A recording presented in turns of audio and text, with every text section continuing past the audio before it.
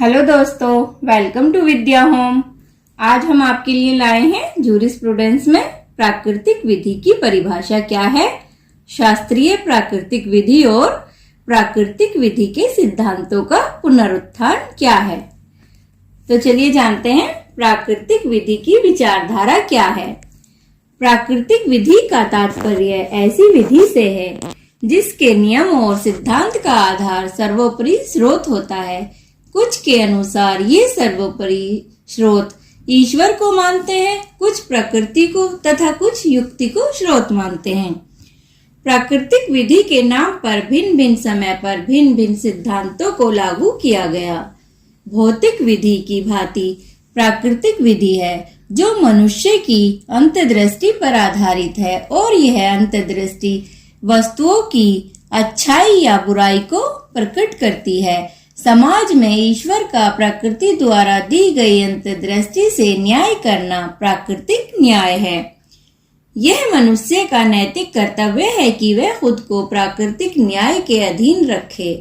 रोम राज्य की विधि ने प्राकृतिक विधि पर प्रभाव डाला। इस विधि के अनुसार मनुष्य की आदत जन्म से भलाई करने की है और उसे ऐसे कार्य करने चाहिए जिससे लोगों की पीड़ा दूर हो सके।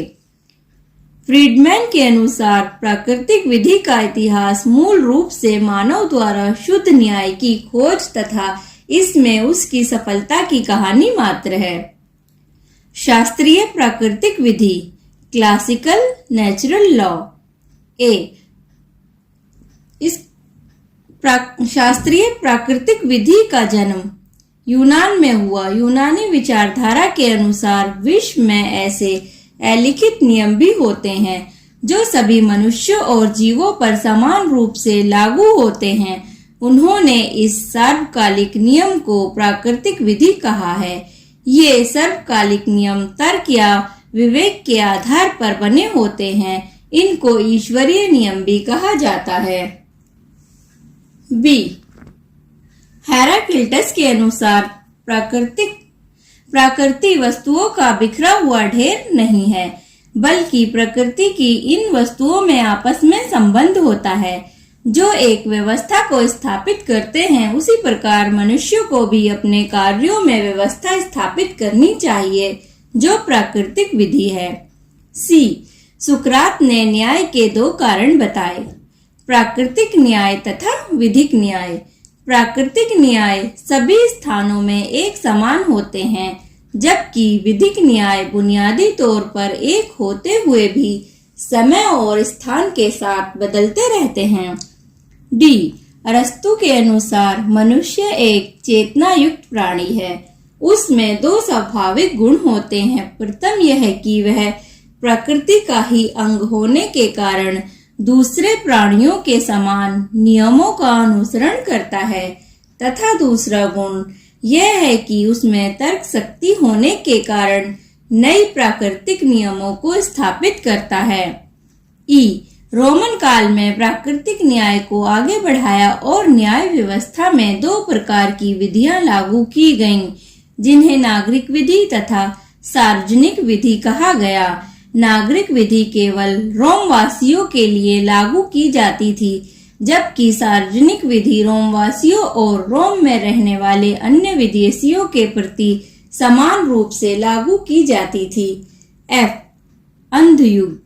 एम्ब्रोस, सेंट अगस्टीन तथा ग्रेगोरी आदि पादरियों ने सामाजिक व्यवस्था के लिए प्राकृतिक विधि के आदर्श को बनाए रखा और उन्होंने प्रकृति के अलावा ईश्वर को भी प्राकृतिक विधि का स्रोत माना। मध्य युग। मध्य युग में Cicero, Seneca, Saint Thomas Aquinas आदि प्राकृतिक विधि के समर्थक थे।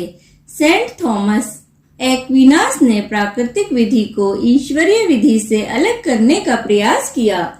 एक्विनास ने विधि के 4 प्रकार बताए, ईश्वरीय विधि, प्राकृतिक विधि, मानवीय विधि और धार्मिक किताबों में लिखित विधि। पुनर्जागरण काल।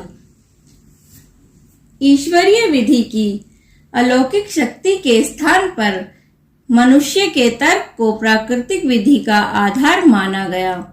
इस दौर में नए नए विचारों व राष्ट्रीय राज्यों का जन्म हुआ। ये राज्य धर्म आधारित न होकर तर्क के आधार पर संप्रभु थे। इस काल की प्राकृतिक विधि के सिद्धांत का आधार सामाजिक संविदा था। इस नवीन विचार का श्रेय ग्रोशियस को है, जिसने अरस्तु द्वारा प्रतिपादित मनुष्य के दो स्वाभाविक गुणों वाले सिद्धांत को पुनः स्वीकार किया। उसके अनुसार मनुष्य स्वभाव से शांति प्रिय होता है और यदि मानव द्वारा निर्मित विधि प्राकृतिक विधि के अनुसार नहीं है तो वह अस्वीकार्य है। ग्रोशियस का विचार है कि राजनीतिक समाज का आधार सामाजिक संविदा है और शासक प्राकृतिक विधि द्वारा बाध्य है। प्राकृतिक विधि के सिद्धांतों का पुनरुत्थान।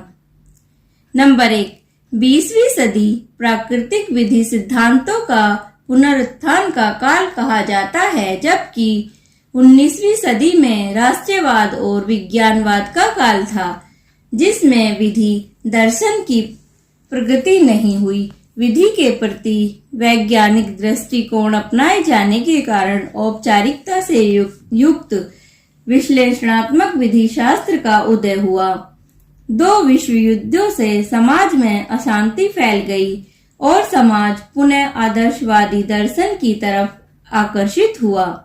इसलिए प्राकृतिक विधि सिद्धांतों का पुनरुत्थान हुआ।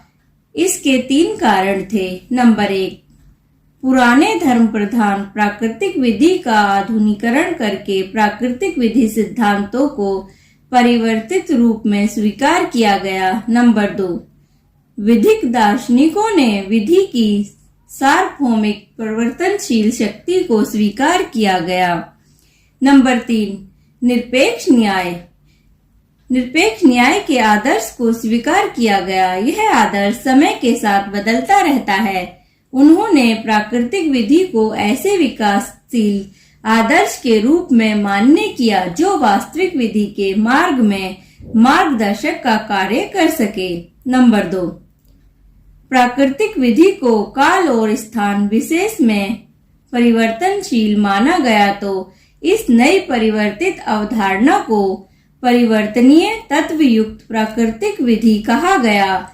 प्राकृतिक विधि का कार्य वास्तविक विधि को निरपेक्ष न्याय के अधिक निकट पहुंचाना बाकी है। इस समय के विचारकों में डेल, वेकीहो, गेनी, लीफर, फुलर, स्टेमलर तथा कोहलर आदि प्रमुख हैं। नंबर 3, डेल वेकीहो के अनुसार प्राकृतिक विधि का सिद्धांत मानव जाति को अधिक स्वायत्तता की ओर ले जाता है। गेनी के अनुसार इस विधि में अनेक तार्किक विचार सम्मिलित हैं तथा इसमें स्थिरता है।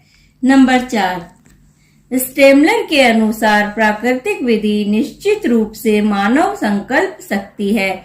संसार की समस्त वस्तुओं को 2 रूपों में व्यक्त किया जा सकता है। नंबर 1, कार्य कारण के रूप में और नंबर 2, साध्य और साधन के रूप में। स्टेमलर ने कानून को अपवाद रहित सार्वभौमिक बंधनकारी इच्छा कहा है। नंबर 5, कोहलर के अनुसार कोई भी विधि शाश्वत नहीं है। विधि का निर्वचन केवल भौतिक दृष्टिकोण से नहीं किया जाना चाहिए। दोस्तों, विधि के विषय से संबंधित वीडियो और important notes and question bank के लिए नीचे दिए लिंक पर विजिट करें www.vidyahome.com। Thank you guys.